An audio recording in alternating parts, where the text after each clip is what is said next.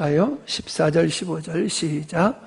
그런즉 서서 진리로 너희 허리띠를 띠고 의의 호신경을 붙이고 평안의 복음이 준비한 것으로 신을 신고. 아멘.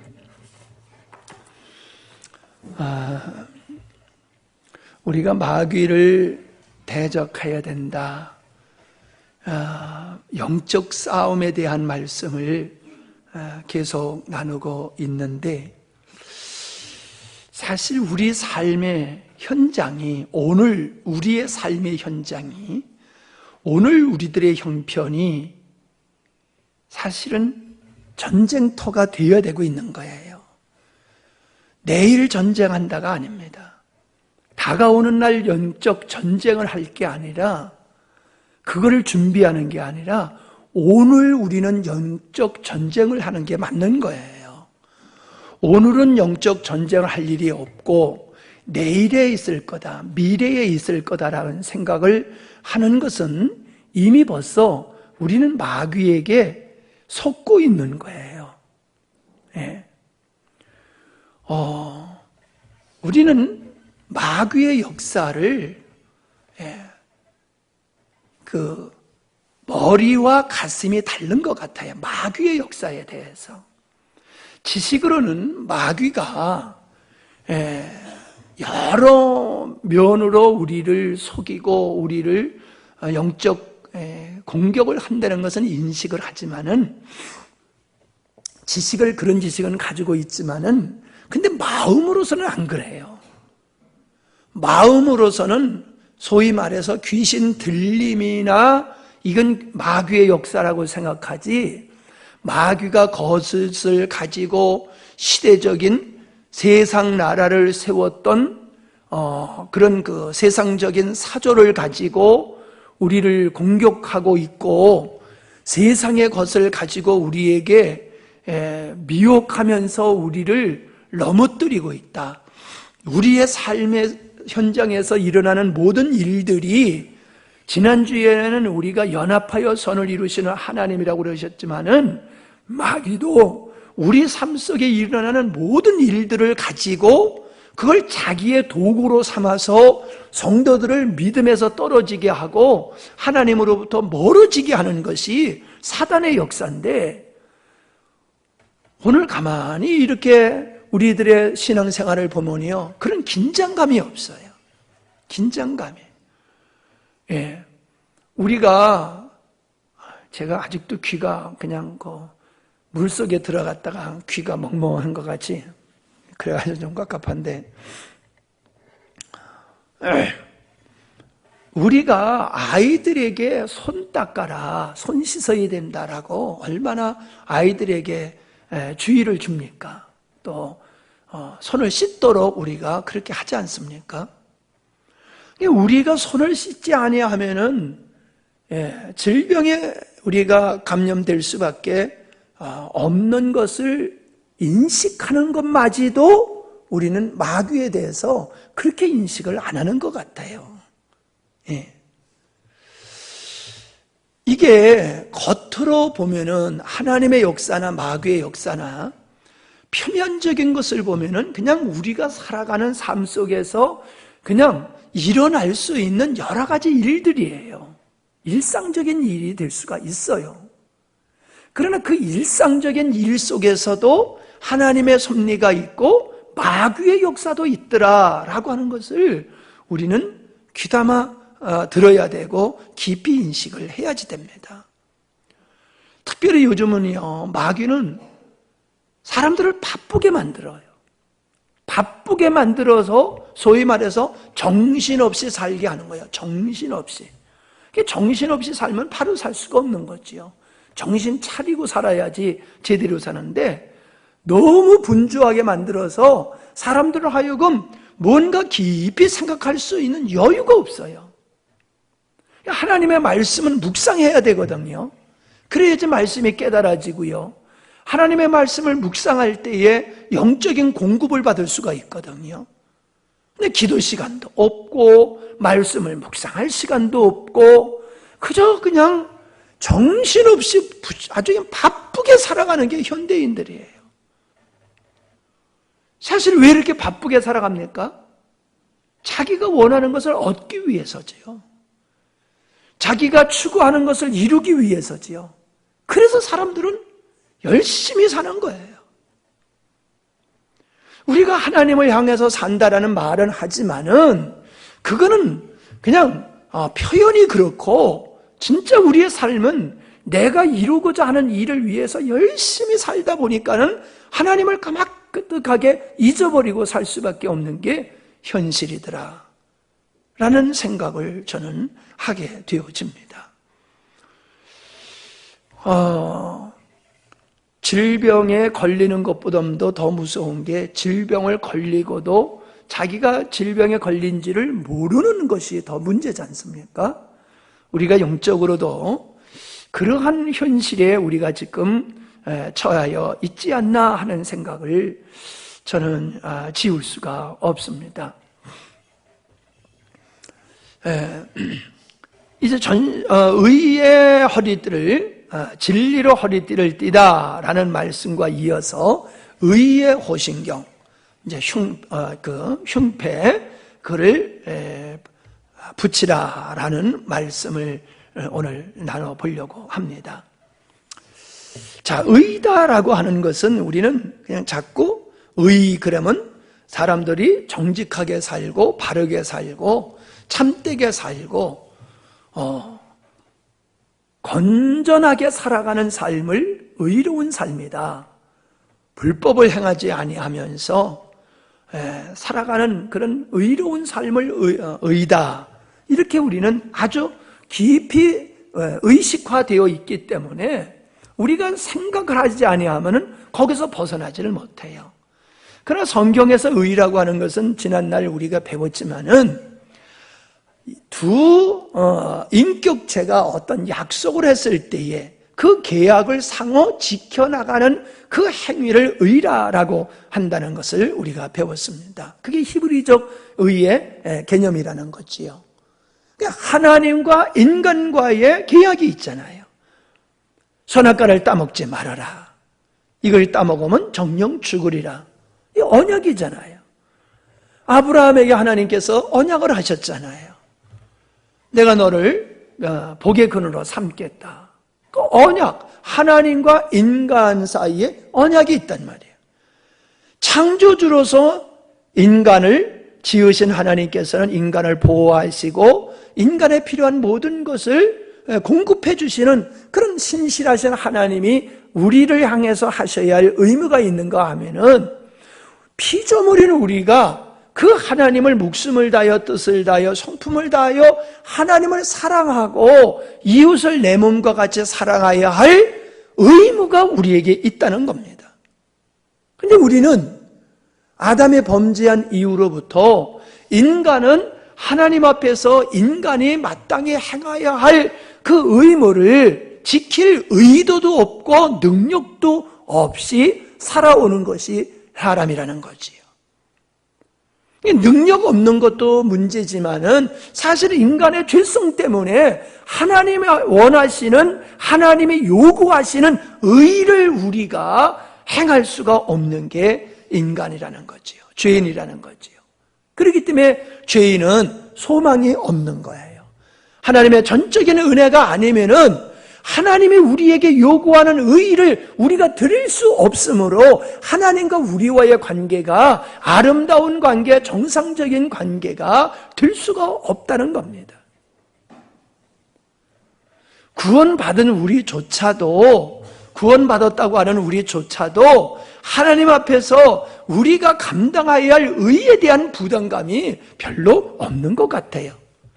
그러나 먼저는 우리가 이 하나님이 우리에게 요구하시는 의라고 하는 것은 우리가 만들어낼 수 있는 의가 아니라 하나님의 의를 우리가 전가받아서 그 의로 말미암아 우리는 하나님 앞에서 의로운 존재가 되어지고 하나님과 아름다운 관계가 되어지는 것이다. 그래서 이거는 우리가 이미 너무나도 잘 아는 것이지 않습니까? 하나님의 의.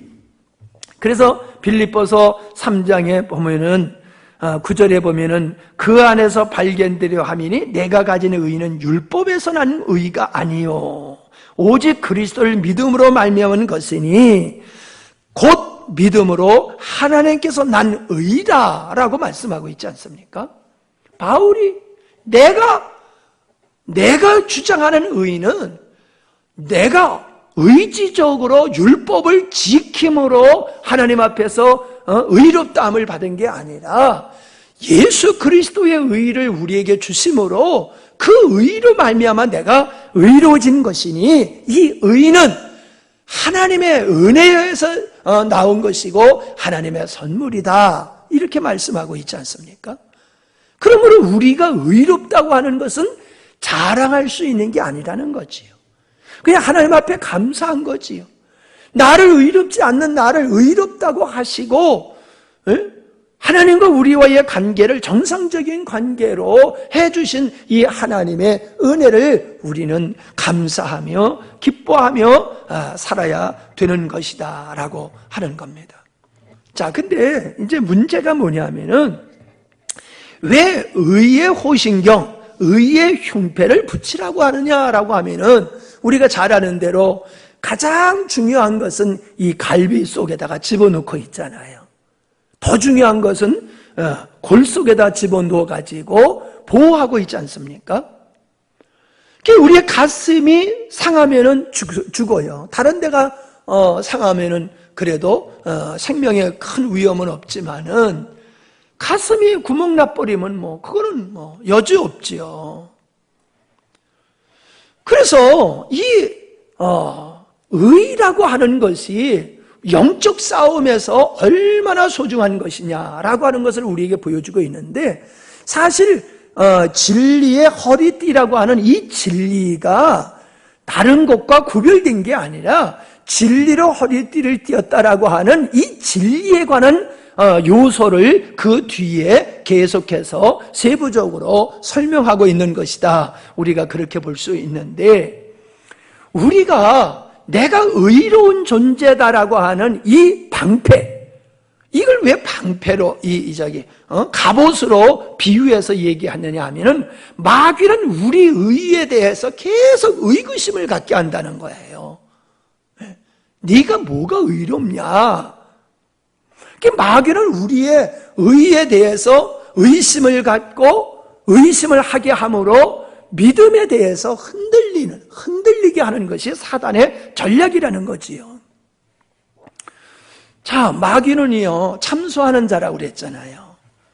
마귀는 욥도 흔들고 우는 사자같이 삼킬자를 두루 찾는다라고 했는데 마귀는 그냥 가만히 있다가 삼킬자를 가서 덥석 무는 게 아니라 흔들어요.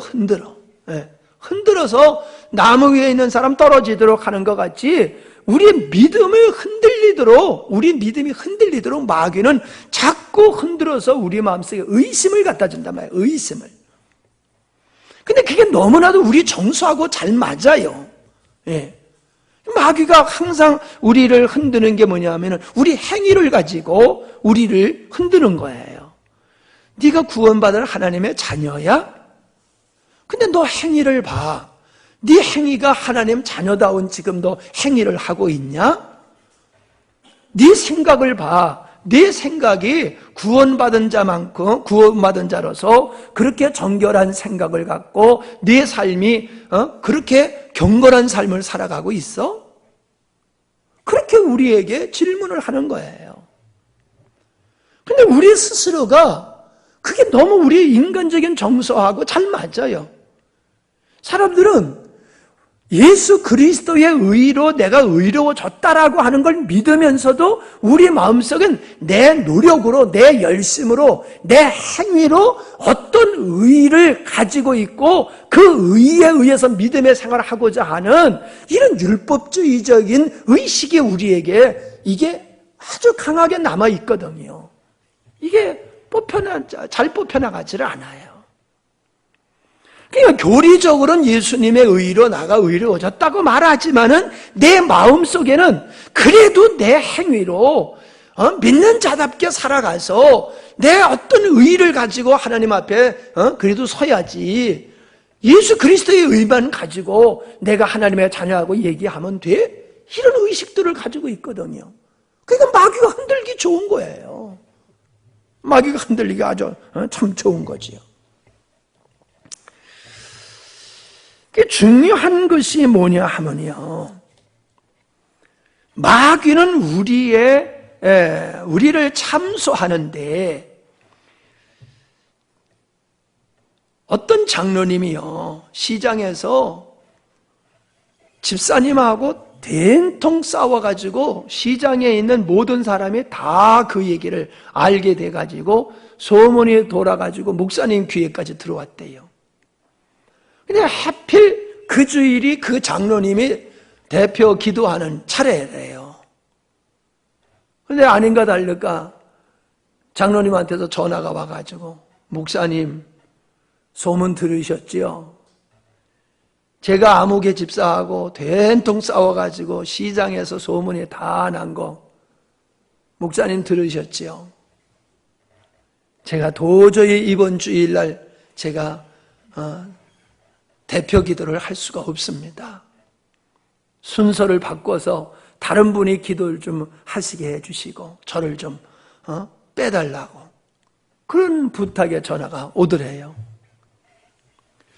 어떻습니까, 여러분? 여러분이라고 하면은 어떻습니까? 한편 생각해보면은 참 그 장로님, 정직한 사람 같게 보이잖아요. 정직한 분이다. 어떻게 장로가 같은 교회 집사하고 그렇게 싸우고 뻔뻔스럽게 주일날 공적인 기도를 성도들 앞에서, 하나님 앞에서 할 수가 있겠는가? 양식 있고 참 믿음 있는 장로다, 이렇게 생각하기가 쉬워요. 근데 그건 아주 잘못된 겁니다. 여러분, 기도는 의로운 자가 할 수 있는 겁니까? 기도는 의로운 자만 할 수 있는 거예요? 그렇다면 기도할 사람 하나도 없잖아요. 의로운 자가 어디 있어요? 기도할 사람 할 사람이 하나도 없어요. 자격을 가진 사람이요. 네. 우리 기도는 우리 의로 아버지 앞에 나가는 것이 아니라 예수 그리스도의 이름으로, 예수 그리스도의 의로 아버지 앞에 기도하는 거란 말이에요. 그러니까 우리가 어떠한 죄를 졌어도 하나님 앞에 용서를 하는 기도를 나갈 수 있고, 우리는 하나님 앞에 어떤 사안을 가지고 기도할 수 있는 거예요. 근데 사람들은 우리의 의식은 그렇지 않다는 거예요. 우리가 믿음의 생활 잘해요, 흠없이 믿음의 생활 잘해온 사람만이 대표 기도할 수 있고, 목사님도 실수함이 없고 사모님하고 안 싸우고 아주 경건하게 일주일 동안 잘 살다가, 그래야지 주일날 설교해야지. 목사님 실수하고 사모님하고 설교 전에 싸우고 나와가지고 설교하면은 그게 은혜가 되겠습니까? 이런 의식들을 대부분 가지고 있다는 거예요. 기도나 설교나 이건 우리 의로 아버지 앞에 나가는 것이 아니라 예수 그리스도로 말미암아 우리는 이미 죄 사함 받았고, 우리는 하나님의 자녀로서 우리는 언제나 기도할 수가 있는 줄로 믿습니다. 언제나. 그럼 바꿔서 한번 얘기해 보자고요. 여러분이 봤을 때에 그렇게 된통 동네 사람이 다 알도록 싸운 그 장로님이 대표 기도를 한다고 했을 때 여러분 은혜가 되시겠습니까? 아니면 아이고 기도는 잘하네, 싸움박질이나 하지 말지, 그런 생각이 드시겠습니까? 대부분 우리 생각은 후자일 것 같아요. 아니 그렇게 싸우고 어떻게 저렇게 뻔뻔스럽게 저렇게 기도는 해? 이런 생각을 우리가 가지기가 쉬울 거예요. 목사님이 막 화내는 걸 봤어. 예? 내려오다가요, 저 위에서 내려오다가 그냥 애들한테 그냥 막 목사님이 화를 내는 걸 여러분이 보셨다고 치자고요. 근데 목사님이 나와가지고 예배 인도를 하면 여러분 은혜 되시겠어요? 은혜가 안 될 거예요, 아마.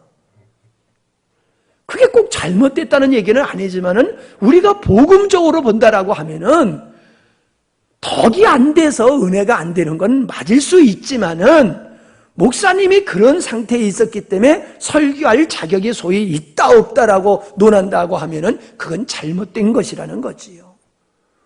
목사님의 설교 전에 그런 모습을 보였으면 덕이 안 돼가지고 은혜가 안 되는 건 맞는 거예요. 예. 그러나 우리는 그걸 뛰어넘어야 된다는 거지. 그걸 뛰어넘어야 돼요.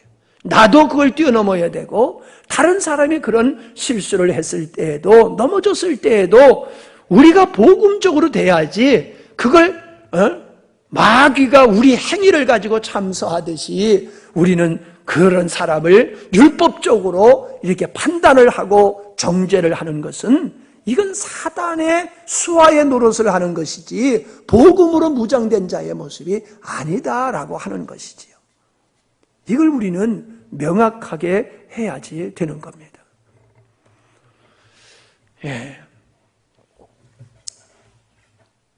우리는 마귀만 우리를 참소하는 게 아니라 성도들이 마귀의 율법주의에 묶여가지고 성도들 스스로가 사단의 공격, 사단이 공격하는 그 대열에 서서 함께 마귀가 좋아하는 일을 할 수도 있다라고 하는 거 우리가 깊이 인식을 해야 될 줄 믿습니다. 마귀는 항상 우리 행위를 얘기해요. 그러니까 아주 의로운 것 같지요. 바르게 살아야 돼, 참되게 살아야 돼, 도덕과 윤리를 잘 지키고 남한테 악을 행하지 말고 선행을 하면서 착하게 살아야지 돼. 다 좋은 얘기예요. 그게 틀렸다는 얘기가 아니에요. 그러나 그렇게 하지 않았다고 해서 너는 하나님의 자녀가 아니야 라고 하는 것은 아니라는 거예요. 그건 다르다는 거예요. 이해가 되시죠? 예, 두 번째로 우리가 생각해 봐야 될 게 뭐냐면은 내가 의롭다라고 하는 것은 귀한 일이고 감사한 일이지만은 내가 이제 의로워졌으니까는 내가 어떻게 살아야든지 간에 나는 하나님의 자녀고 천국 갈 수 있어 라는 확신을 갖는 거, 이건 잘못된 거라는 거예요. 아무렇게나 살아도 되는 게 아니에요. 내가 의로워졌으니까, 의롭다함을 받았으니까 이 불의한 어떤 행위 때문에 나에게 주어진 구원이 취소될 수 없어. 그래서 방종 쪽으로 가면 안 된다는 거예요. 무책임 쪽으로 가면 안 된다는 거예요. 우리가 의롭다함을 받았다라고 하는 것은 이건 엄청난 희생의 대가고 은혜를 입은 것이거든요.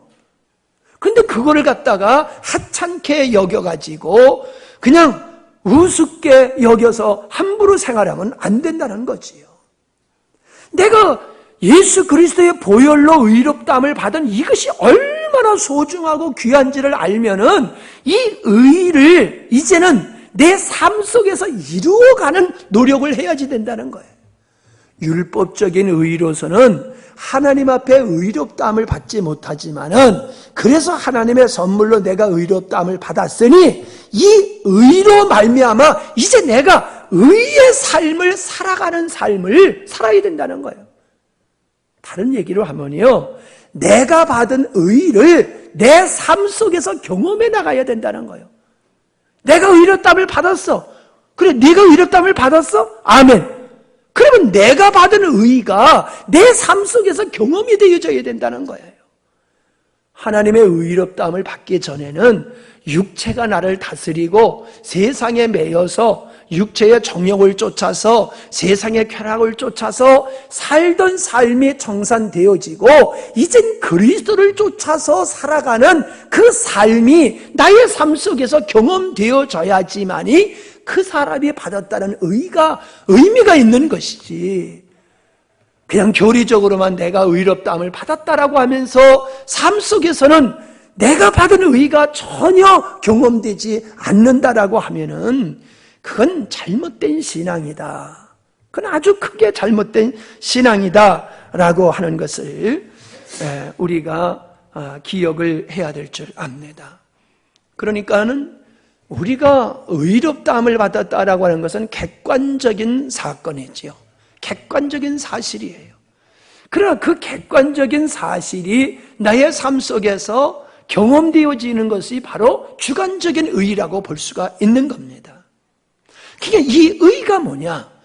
이 의가 우리의 삶의 동력이 되어야 된다는 거예요. 우리 삶의 동력이 내가 의롭다함을 받은 것이 내 삶의 동력이 되어야 되는 거예요. 그게 예배의 동력이 되어야 되고 전도의 동력이 되어야 되고 우리의 삶 속에서 말씀에 순종하는 동력이 되어야 되고 교회를 섬기는 동력이 되어야 되고 기도를 하게 되는 동력이 되어야 되고 동력이 되어야 된단 말이에요. 동력. 근데 동력이 없어. 믿음의 생활에 동력이 없어. 신앙에 맥이 없어. 메가리가 없어. 그건 뭐예요? 자기 의에 대한 확신이 없는 거예요. 자기 의를 잊어버린 거예요. 자기 의를 망각한 거예요. 내가 주께 받은 의를 망각하고 살기 때문에 영적인 동력을 상실해버린 거란 말이에요. 이건 의식적이야. 어떤 책에 읽어보니까 그렇더라고요.